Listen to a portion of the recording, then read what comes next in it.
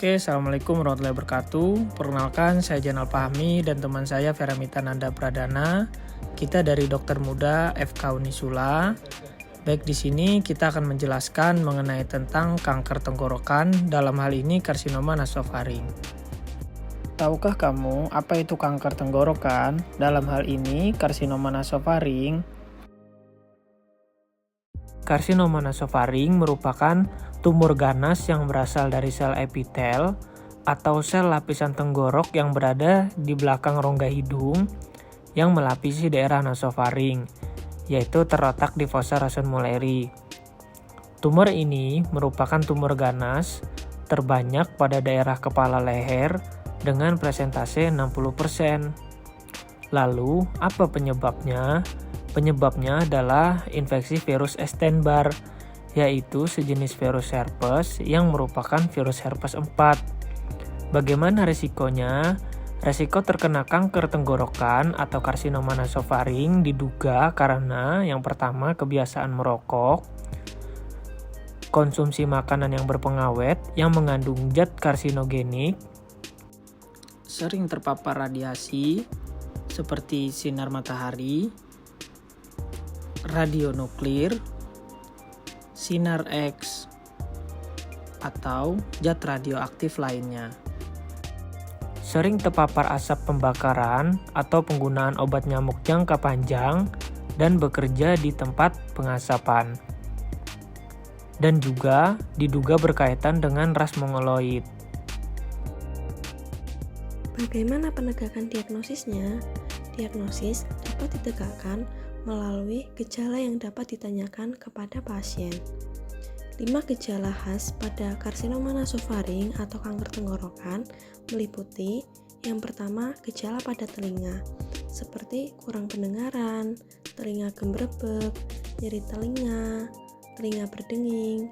Hal itu dapat disebabkan karena adanya sumbatan pada tuba eustachius atau saluran yang menghubungkan telinga, hidung, dan tenggorokan.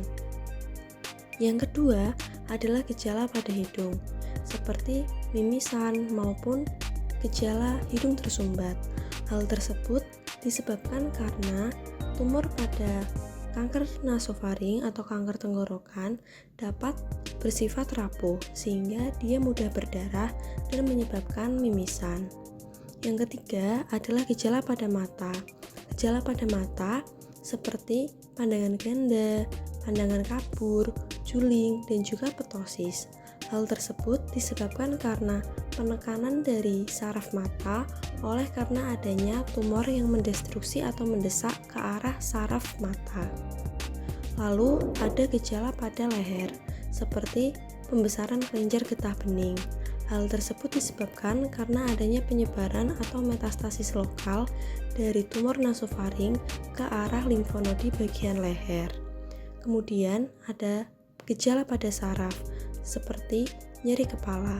Hal tersebut disebabkan karena adanya destruksi dari tumor nasofaring ke arah kepala atau ke arah meninges atau selaput otak sehingga timbul keluhan nyeri kepala.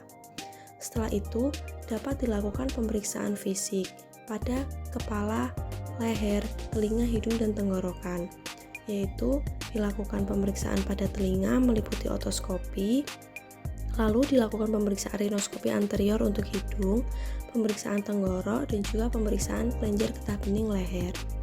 Kemudian dapat dilakukan pemeriksaan penunjang atau pemeriksaan lanjutan, seperti nasoendoskopi, dengan cara memasukkan suatu alat atau suatu alat teropong ke dalam hidung pasien, lalu dapat dilihat di layar monitor untuk bagian mukosa dari hidung bagian dalam.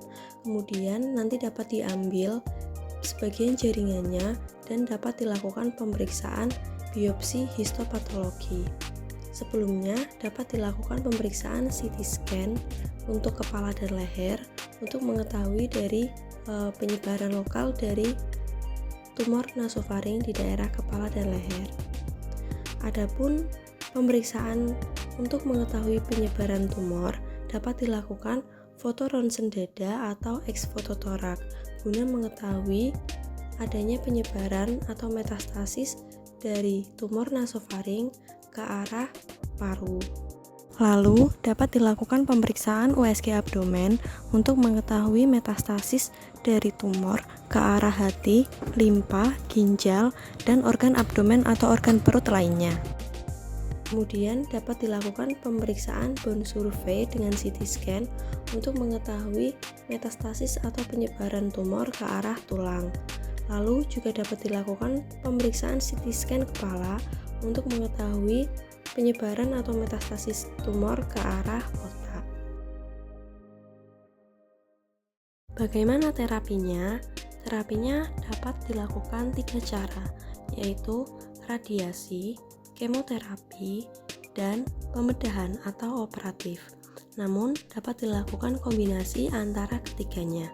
Bagaimana cara pencegahannya? Yang pertama, hindari merokok. Kemudian dapat dicegah dengan cara kurangi asap pembakaran seperti obat nyamuk, asap kendaraan bermotor, dan asap pada pembakaran maupun pengasapan pada makanan yang diawetkan. Lalu yang ketiga, dapat hidup bersih dan sehat. Sekian informasi yang dapat kami sampaikan mengenai kanker tenggorokan atau karsinoma nasofaring. Terima kasih. Apabila ada pertanyaan lebih lanjut, dapat hubungi dokter spesialis DATKL. Terima kasih. Kita akhiri. Wassalamualaikum warahmatullahi wabarakatuh.